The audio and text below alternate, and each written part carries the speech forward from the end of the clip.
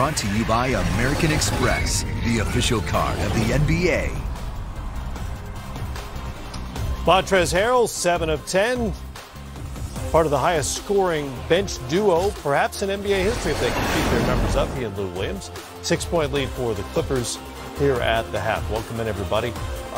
Montrezl Harrell, we talked about him pregame. We've been talking about him all season. Just the chance to do what he does and to never take his foot off the pedal. That's why he has been so productive in this, his best NBA season so far. You're seeing his growth as a player during the course of the year. Early in the year, I think we associated him with high energy, with the second unit, offensive rebound, do all the dirty man's work down inside the lane, be very physical for the Clippers. But now, as we're going to see in a second, this guy does a lot more. We're seeing that the first thing is, look at his screen. A guard sets his screen, and he comes off. He sees such an opening, he can't believe it. He goes ahead and finishes right away. And then get on the glass to do that work. Second and third shot opportunities, we know he can do that. He's done it the entire season. Then at the defensive end of the floor, a little bit of an interception here, playing that middle safety spot. And then says, uh-oh, I'm taking it coast to coast to the front of the rim. So we're seeing his ball handling skills, decision-making skills, but still the hard work and effort. He's making stuff happen, and he's a great lesson for young athletic bigs like him. Go to the rim. That's where his bread and butter is, right?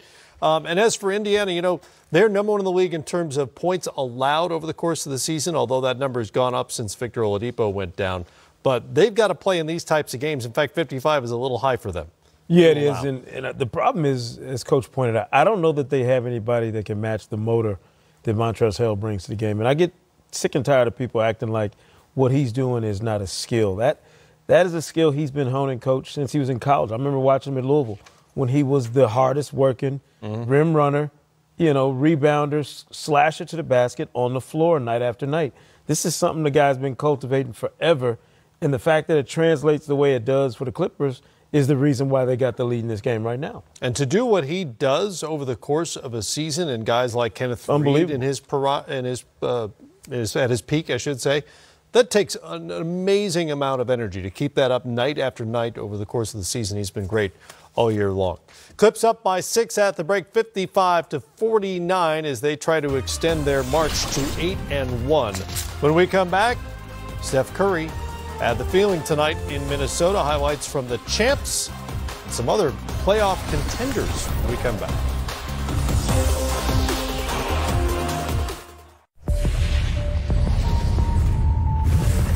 Stay right here for the second game of the doubleheader.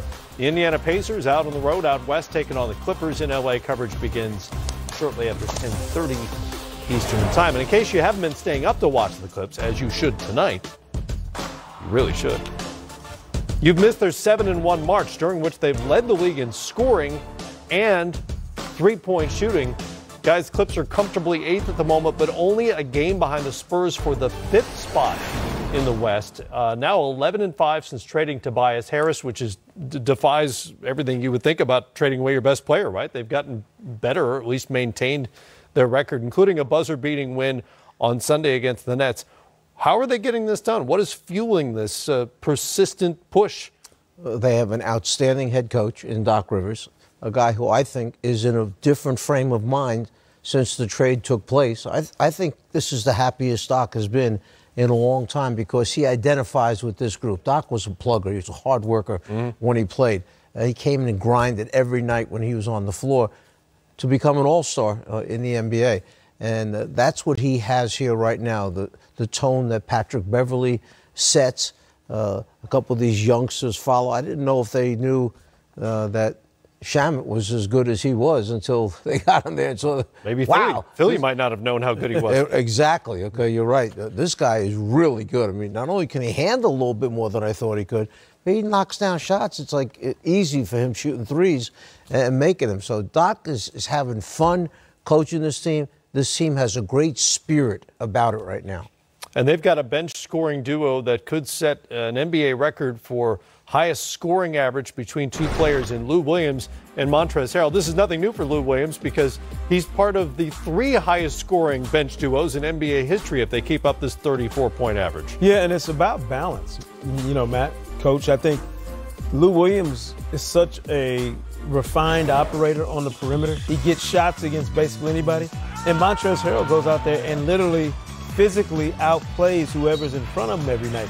When you got those two things working, if you're Doc Rivers, you can insert those guys into a game at any time and change tempo.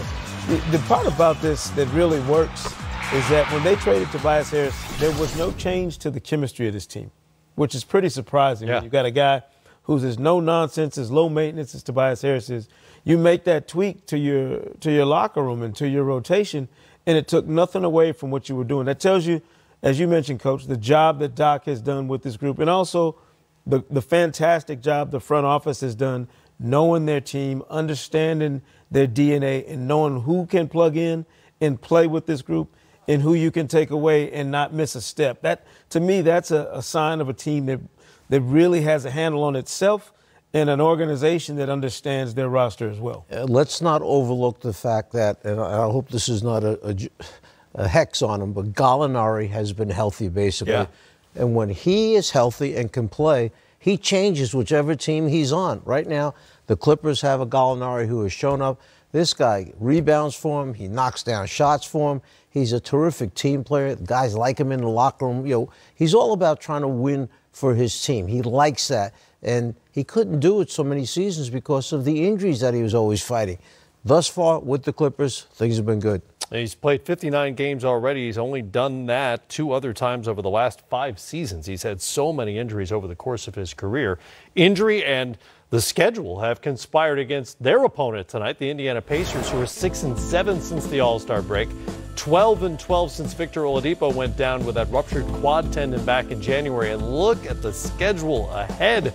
0-2 on this 4-game trip right now with the Clippers tonight and in Oakland on Thursday. And then they go home for the Nuggets, then in OKC and in Boston as well. It doesn't get any easier. No, and they knew that. I mean, I think this was a part of the understanding. The minute Victor Oladipo went down and you knew he was done for the season, there were a bunch of guys on that Pacers roster that understood their roles would change dramatically. You know, Bogdanovich has done a really nice job of picking up his play. Miles Turner has been active. Sabonis has been active.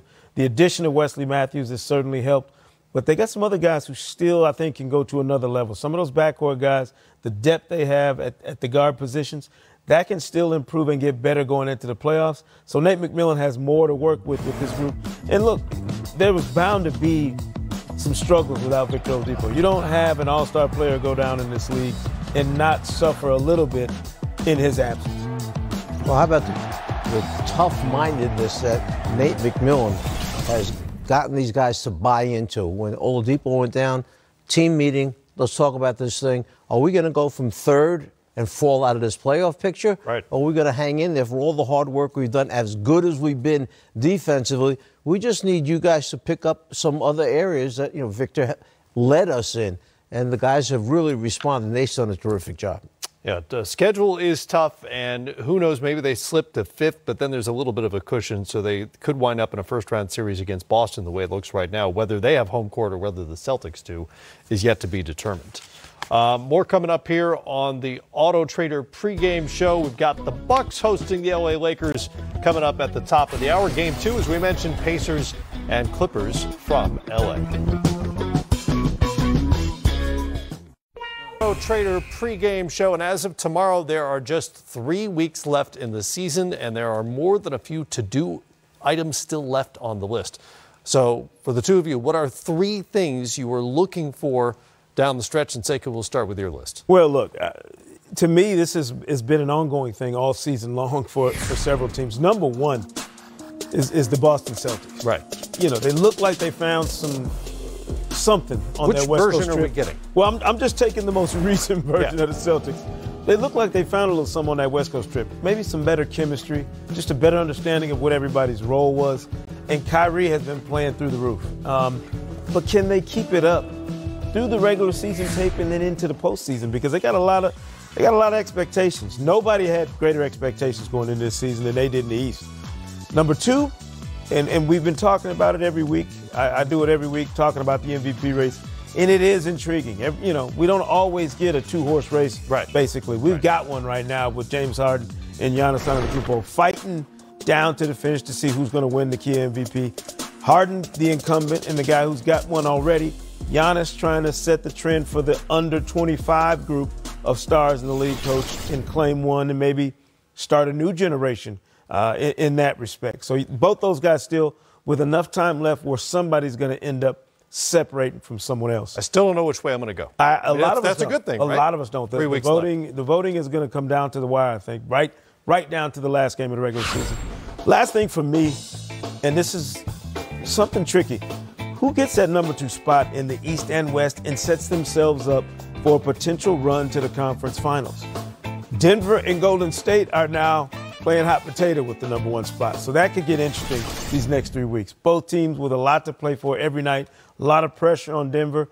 But the one thing that they needed to get done this year and not wait till the last minute was getting into playoffs. They got that taken care of. Right. Now they can continue to chase the Warriors. In the East, this is where it gets tricky because you're trying to figure out who you line up against best in the Eastern Conference. And I think the most dangerous team out of all these on either side is Philadelphia. If they're healthy and right, it might not matter where they finish in the standings. Right. But if you're a team in the Eastern Conference, you're trying to make sure you secure that 2 spot just to give yourself a clear understanding of what's in front of you trying to get to the conference Or finals. If you're Milwaukee, maybe holding on to the 1 spot. You got to hold on to the one if you're Milwaukee, yeah. Coach, I feel like Sekou set a tone here.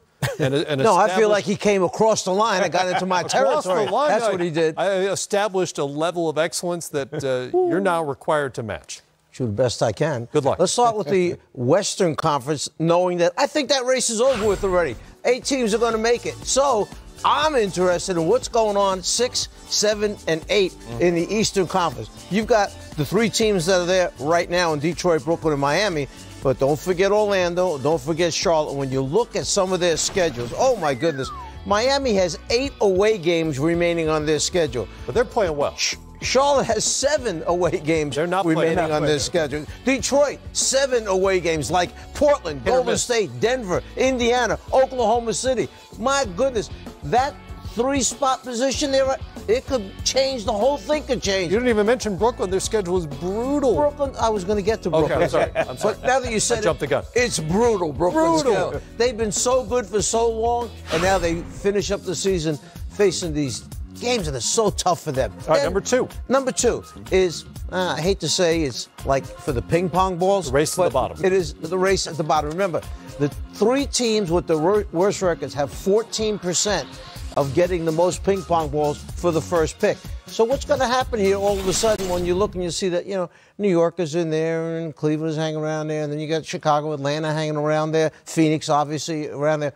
Which one of those teams are going to wind up in those 3 worst positions down the stretch here? There's less incentive than ever to be really bad, right? I mean, and all those teams have actually had good moments. Some of them have played really well here down the stretch since the All-Star break. And then my last one about... It's my favorite. It's my least favorite phrase in the NBA. I hate to say load management, but we've had guys, Kawhi with Toronto, Embiid with Philadelphia, DeMarcus Cousins with Golden State, Giannis perhaps, with Milwaukee.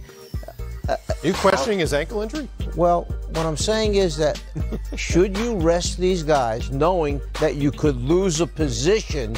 And Harden is one name that we haven't mentioned for load management that a lot of people feel should have load management. What would you do? Would you continue to load management certain guys and perhaps drop a position and move somewhere where you don't want to be, but give them the rest? Depends on what team you are, right? I don't think the Warriors care. I mean, it's a verb now, It is. right? He made it a verb. He did make it a verb. You know what I think, Coach, though? And I think you raised a great point.